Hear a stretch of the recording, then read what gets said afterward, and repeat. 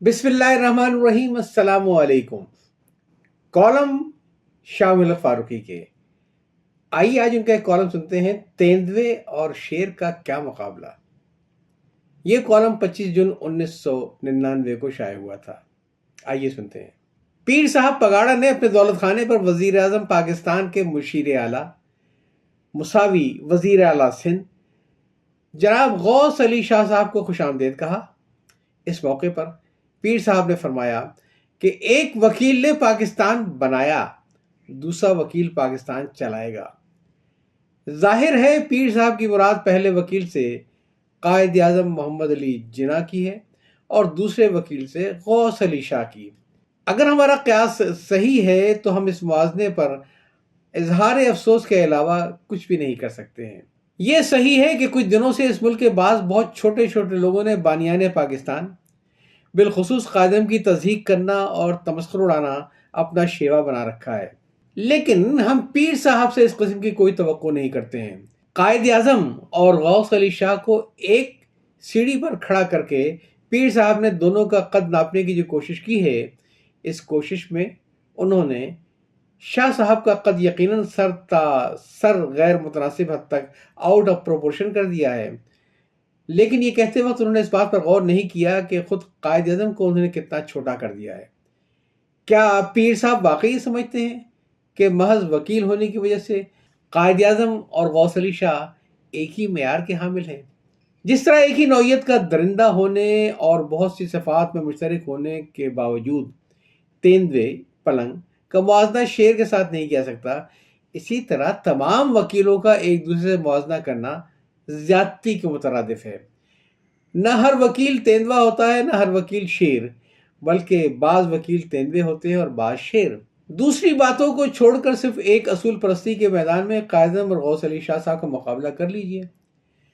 कायद आज़म के एक गैर मुस्लिम मासिर पीर सर दीवान चमन्नाल ने लिखा है कि एक बार एक वकील ने अपने किसी मसले पर कायद आज़म की राय चाहिए।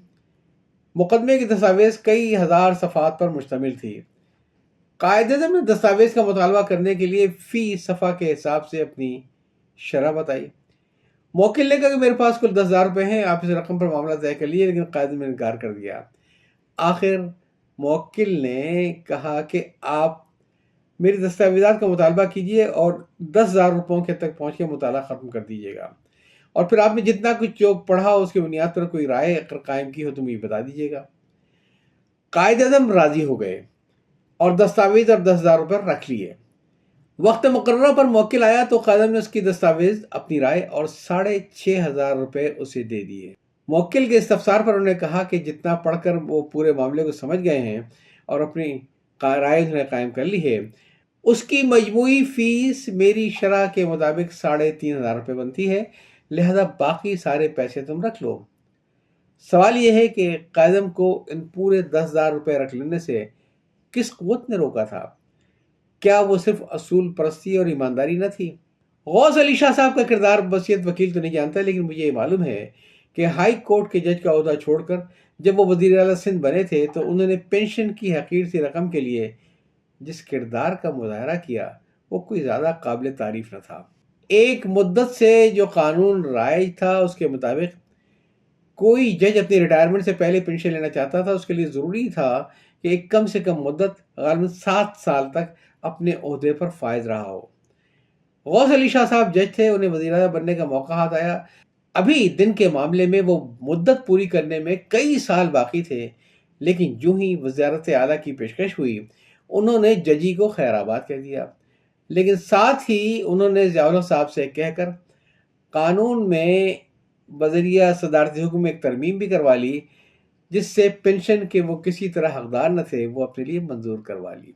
मोहतरम पीर साहब, एक तरफ तो कायद का ये किरदार कि वो एक फ़र्द से भी ऐसी रकम लेना कोई गवारा नहीं किया उन्होंने जो अपनी तरफ से वो उन्हें दे चुका था। दूसरी तरफ ये किरदार कि अपने रसूखों के इस्तेमाल करके सरकारी ख़जाने से बिला इस्तेहकाक पेंशन मंजूर करवा ली जाए और ताहयात मिलती रहे। क्या आपको वाकई इन दोनों किरदारों में कोई मुआशरत नज़र आती है? सरकारी मुलाजमीन के मामले में भी इन दोनों किरदारों को मुआवजा कर लीजिए। जिस दिन शाह साहब मुशीर आला बने مسلم لیگ کا ہر کس و ناکس یہی نعرے لگا رہا تھا کہ بس اب تمام سرکاری ملازمین مسلم لیگ کے معمولی کارکنان کے رحم و کرم پر ہوں گے اور لوگ وہی کریں گے جو مسلم لیگ والے چاہیں گے۔ اور شاہ صاحب نے ایک بار بھی نہیں کہا کہ بکواس بند کرو، سرکاری ملازم کو سرکاری ملازم رہنے دو، اسے کسی جماعت کا ملازم نہ بناؤ، خواہ وہ جماعت برسر اقتدار کیوں نہ ہو۔ کیا اس سلسلے میں آپ قائد اعظم کا کردار جاننا چاہیں گے؟ ایک پرانے ICS افسر قدرت اللہ شہاب مرحوم نے اپنے خودنوشت شہاب نامہ میں لکھا ہے کہ قیام پاکستان سے پہلے وہ ہندوستان کے صوبہ اڑیسہ میں تعینات تھے۔ اس صوبے کی غالب اکثریت ہندوؤں پر مشتمل تھی۔ شہاب صاحب نے کہا کہ کانگریس کا زور تھا۔ کانگریس نے اپنی خفیہ حکمت عملی پر مبنی ایک دستاویز وزیر اعلیٰ کے پاس کانگریس کے ایک عہدیدار کی حیثیت سے بھجوائی۔ وزیر اعلیٰ نے لاپرواہی سے وہ دستاویز اپنے سرکاری دفتر میں بھیج دی، جہاں وہ شہاب صاحب کے ہاتھ چڑھ گئی۔ دستاویز مسلمانوں کے خلاف انتہائی زہر آلود مواد سے بھری ہوئی تھی۔ شہاب صاحب اسے لے کر فوراً دہلی پہنچے اور اپنے کسی معتبر واقف کار کے توسط سے وہ مسلم لیگ کے صدر قائد محمد علی جناح کی خدمت میں حاضر ہوئے اور انہیں وہ دستاویز پیش کی۔